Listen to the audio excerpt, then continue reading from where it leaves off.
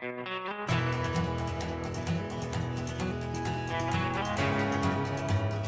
is kind of a hectic day because we're trying to push off tonight. Where we're going to be harvesting golden king crab in the Aleutian Islands. We're taking groceries and fuel.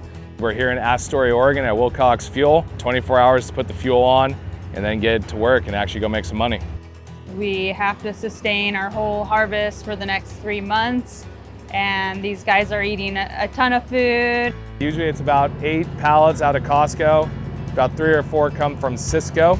There will still be fresh produce, that sort of stuff that gets bought in Dutch Harbor. It's amounting to about 30 grand worth of groceries, so quite an expensive trip, but you gotta keep the crew sustained. And the reality of living on the Erlen is the boat almost never stops. When you're fishing, there's nowhere to pull over at McDonald's at Amukka or Seaguam Island. When you're in town, the deckhands try to recoup as best they can. They always have projects in town that take some time. For the most part, they're trying to relax and get ready for the next 7 days, 1,000 pots to push. There is 3 or 4 hours of sleep in a 24-hour period. That's probably a high point in your life. Keep the crew fed and the crew happy. That is the number one thing to making this operation work well. We got pallets of noodle bowls right in front of us here, and those are hot ticket items. Usually we run out of those every year and they end up having to restock in Dutch Harbor. As they are available, they're quite a bit more expensive. So we'll see if we run out of those or not. That'll come down in the pantry and then see an item, some gummies. I will take a little stash of those and put it up in the wheelhouse so that I can at least get some of it. You're probably spending another $18,000 to $22,000 throughout the harvest to supplement the food that starts to run out from this initial go. So we took on 47,000 gallons of fuel. Just as with the groceries, we want to get the tanks full now. We'll burn about 10,000 gallons, maybe a little bit less fuel per day. At $5 a gallon, you can imagine how much that actually costs. They'll still have to put on another 30,000 gallons before Chad's harvest is over. And then for Rip and I's harvest, we'll go through another, 45, 50,000 gallons of fuel. This vessel actually has 7 tanks on each side for a total of 14 tanks that get filled individually. We know they're where they should be, but sometimes with flow rates and that, you got to keep your eye out because it's not going to pop when it's full. Every one of these, when you're fueling, you have to have somebody watching it at all times. One of the biggest costs in golden king crab is the bait that we have to use. And just for one harvest is going to go through 300,000 pounds of halibut heads. Each one of those pods starts out at $1,600. And that's before the triggers are put in them, the bridles are put on them. And that's before the line is purchased. Our average string length is 5 miles on the bottom.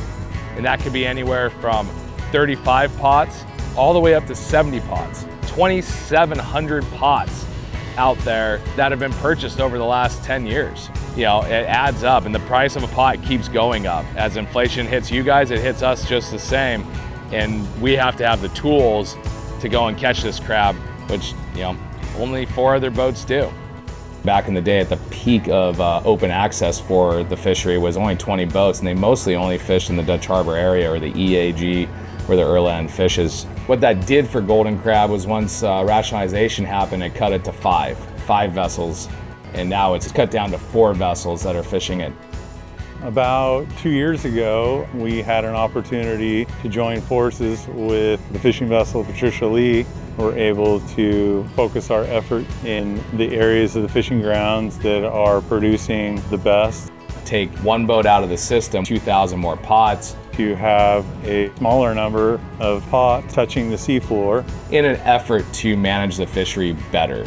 Now that we're working together, really enabled us to coalesce, share our ideas, and I feel like the fishery is benefiting. But I'm hopeful that the example that we're setting is one that other operations can follow.